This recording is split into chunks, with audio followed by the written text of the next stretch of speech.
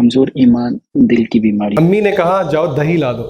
اگر آپ آسانی سے حرام کام کر لیتے ہیں. ایمان کی کمزوری کی.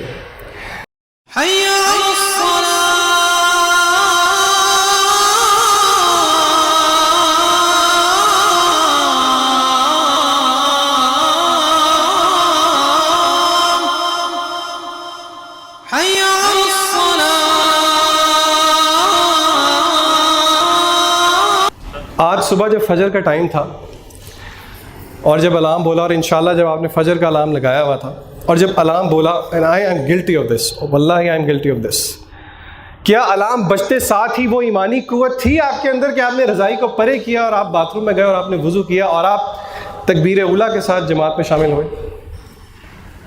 اگر نہیں تو یہ بہت بڑی علامت ہے ایمان کی کمزوری کی.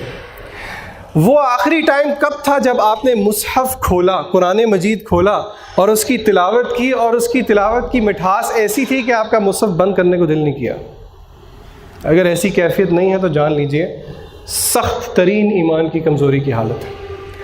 اگر چلیں آپ نے دعا کے لیے ہاتھ اٹھا ہی لیے اور اٹھانے کی فوراً بعد نیچے کر لیے تو جان لیجئے this is also one of the signs of weakness of faith.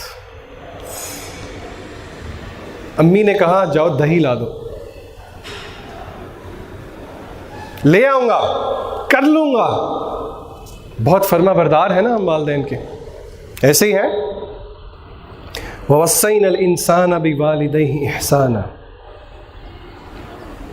میرا اور آپ کا ایمان کس لیول پہ ہے یہ میں اور آپ خود جانتے ہیں.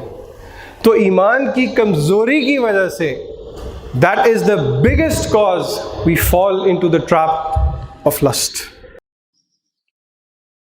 ایمان کی کمزوری کا سبب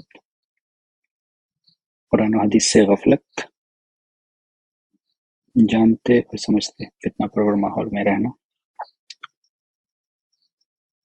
آخرت کو نظر انداز کرنا، دنیاوی زندگی میں حد سے زیادہ مصروف رہنا. کمزور ایمان دل کی بیماریوں میں سے ایک بیماری ہے. اس کی کئی علامات ہیں. اگر آپ آسانی سے حرام کام کر لیتے ہیں، گناہ میں پڑ جاتے ہیں، نماز اور دیگر عبادت کرنے کا من نہیں کرتا، قرآن کی آیتوں کا کوئی اثر نہیں ہوتا، تو یہ سب ایمان کی کمزوری کی علامت ہے.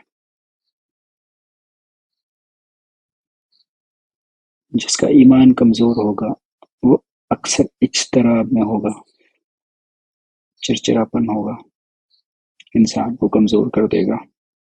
نبی صلی اللہ علیہ وسلم نے فرمایا ایمان صبر اور برداشت ہے.